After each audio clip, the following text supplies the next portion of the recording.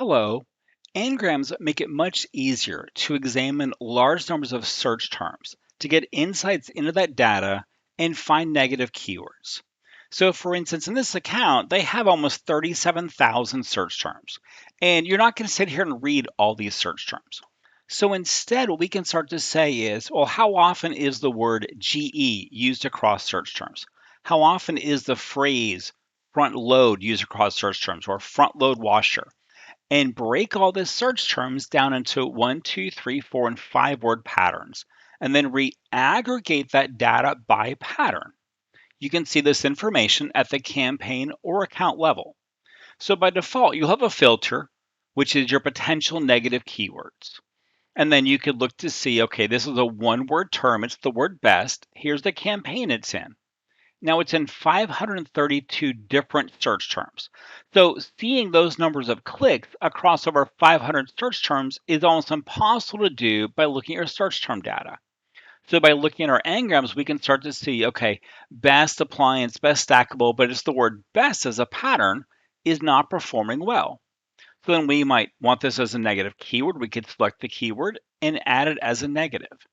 Now, this is an easy way to use engrams and a good way to get started. There's other ways we could examine this data.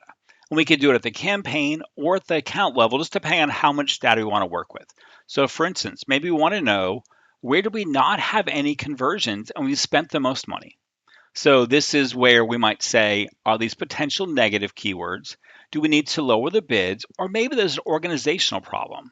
So we could look at the search terms, in this case it's kitchen appliances, and say, well, these are coming from the appliance ad group. I mean, that's a brand term, but maybe we want to look at these ad groups to say, is this using the word kitchen in the ads, or do we need to move some of these keywords and search terms to another ad group that's more specific to kitchens?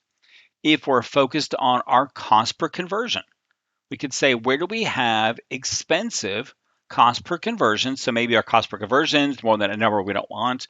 And where have we spent the most money that's not converting well?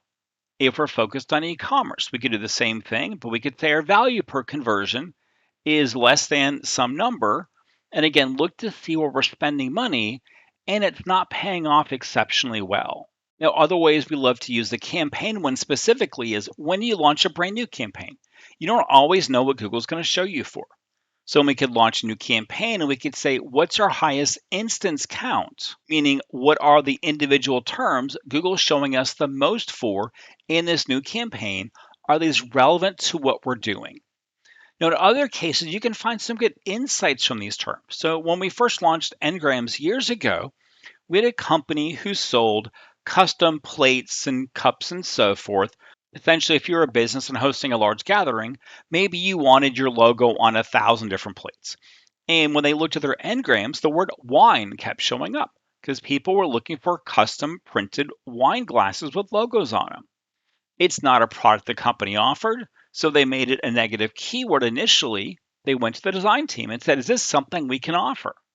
And then the design team's like, yeah, but you got to give us some time. And so they made a negative keyword.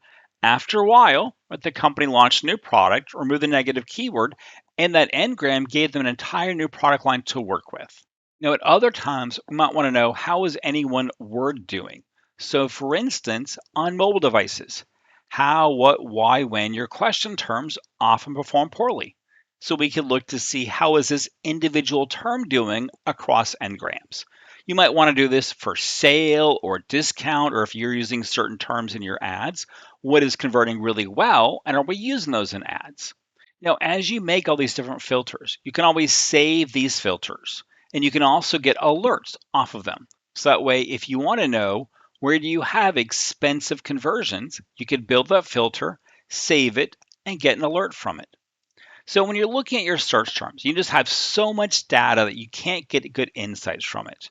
Turning to your engrams, be it campaign and account level, to examine your data for wasted spend, expensive conversions, organizational choices, can help make your time spent examining search terms much more effective.